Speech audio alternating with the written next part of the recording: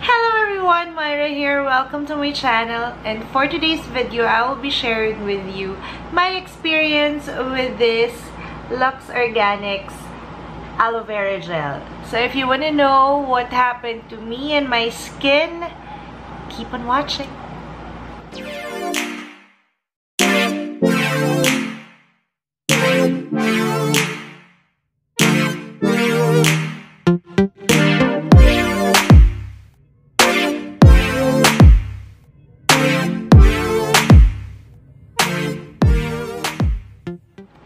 Okay, so for the last 4 days, I've been trying out this Lux Organics Soothing Gel, Aloe Vera Gel. And nakita ko to actually sa Watsons. And if you haven't watched my November haul, lalagay ko yung link sa baba. Sinama ko to dun sa haul kasi ito yung isa sa mga nabili ko ng November. And then, nung nakita ko siya, it reminded me of the Nature Republic aloe vera gels and the like. Diba, maraming lumabas na ganitong-ganito rin yung packaging and almost the same yung size and design and everything. Pero ang napansin ko lang sa kanya, ang difference niya ha, with the Nature Republic, I believe that is just 92% aloe vera. But here, this is 99.85%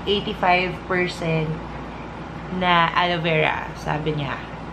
Ayan. Tapos sabi niya, for all skin types. Ayan. So, nung nakuha ko to, I'm very, very excited to try this out. Kasi I know for a fact that aloe vera is good for the skin. For burns, for the hair, and everything. Ayan. So, I'm really excited to try this out. So, yung paggamit ko nito, ni-record ko siya, and I will be sharing it with you, yung day-to-day, night-to-night na paggamit ko, and ano yung nakita kong difference every time na ginagamit ko siya. And so, here are the clips. So, today is officially the first day that we're trying out this Lux Organics Aloe Vera Soothing Gel.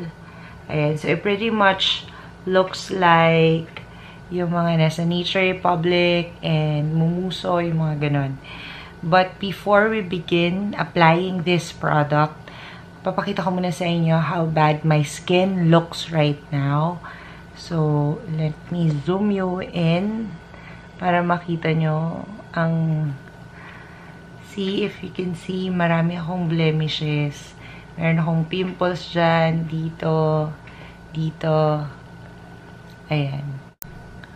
Ayan, so meron akong mga redness and bumps, mga blackheads dito sa nose, redness under my nose. Ayan. So, grabe, ang pangit ng skin ko ngayon. Meron pa akong pimple dito na 2. What else? Meron akong maliliit na bumps dito sa forehead. So, ayan yung ating skin. Sobrang pangit talaga ng skin ko ngayon. I'm having bad breakouts. Ayan. So, yan yung kondisyon natin ng skin ko ngayon. Titingnan natin kung matutulungan ba niya tayo na mag-improve yung aking skin for 5 days. And kung okay ba siya, kung madadagdagan ba ng bumps yung skin ko. So, try na natin. Ayan. So, ganyan yung itsura niya. Clear gel. And mabango siya. Kuha lang tayo ng ganyan siya. Clear gel siya sa loob. Apply na natin siya. Kuha lang tayo ng konti. Tapos, spread natin. Hindi ko na siya gagawing facial mask na makapal.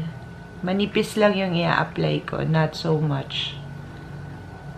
Kasi ayoko siyang, malikot kasi ako matulog. Ayokong dumikit-dikit siya dun sa kumot, sa unan, ganyan. So, manipis lang para ma-absorb siya agad ng skin. So, parang nighttime moisturizer ko siya.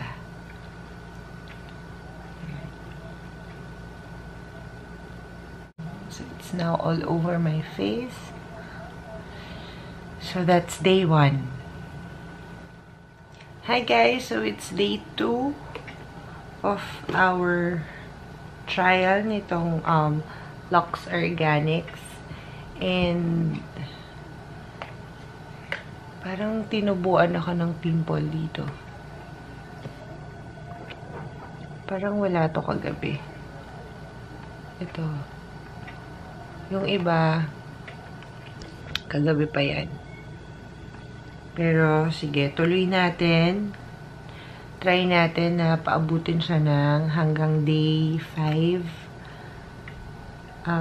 Kung okay naman siya, hanggang day 7. Pero, siguro, hanggang day 5 talaga pag pag hindi siya okay. Bigyan natin siya ng chance.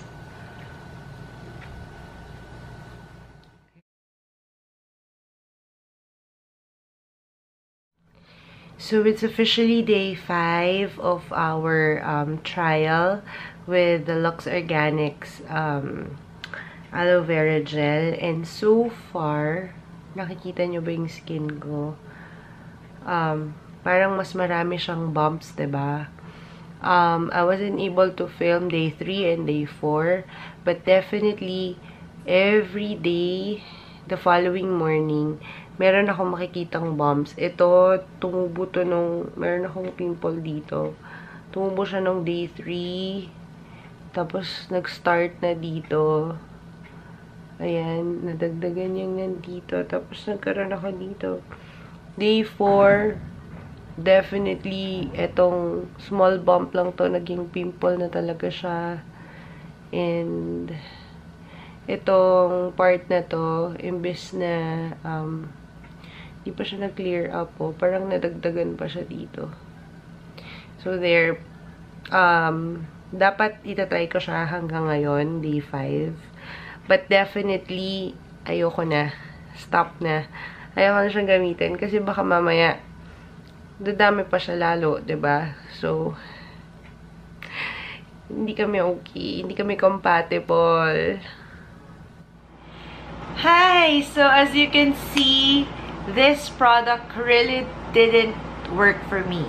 So, para sa akin, somehow, hindi maganda yung naging effect niya sa skin ko. In fact, parang napasama pa nga yung skin ko because every time I use it the following day, I would see bumps and bagong acne sa face ko.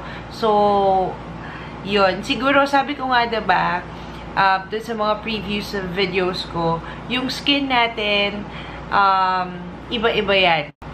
Pwede yung isang product mag-work sa akin, hindi mag-work sa inyo, or hindi mag-work sa akin, pero mag-work siya sa inyo. So, ayun. Unfortunately, this one, I really had high hopes for this one. Kasi, mura lang siya. Nasa around 200 lang yata siya. So, sayang ang laki niya. And it's good for the price. Kaya lang, hindi kami compatible. Hindi compatible yung skin ko sa kanya. So, dahil ang dami pa nito, guys, oh. So, I'll guess, gagamitin ko na lang siya as hair mask. Because I actually tried using this as a hair mask. Kasi nakalagay yan dito sa likod. Pwede siyang moisturizing pack for dry skin, body care for soft and moisturized skin, hair treatment for dry hair, aftershave cream, nail care essence, at saka soothes sunburns. So, I've tried this as a hair mask and I actually liked it for the hair. Siguro ganun na lang ang gagawin ko sa kanya, but for the face, I'm sorry but I won't be using this anymore. So that is it for today's video. If you've tried this particular brand of aloe vera gel, let me know down in the comment section kung kamusta, ano nangyari sa skin nyo, compatible ba sa inyo, okay ba siya, or just like me, hindi siya okay para sa skin nyo. So I'd love to read your comments down below. And if you enjoyed this video, don't forget to give this a thumbs up. And also, kung hindi ka pa nakakapag-subscribe, mag-subscribe ka na sa channel ko. Hit mo na rin yung bell button to be notified whenever I upload new videos. You can also follow me on other social media accounts. I'm Myra Paneda on Facebook, Twitter, and Instagram. So that is it. Thank you so much for watching. I hope to see you guys on my next video. Bye! No, no.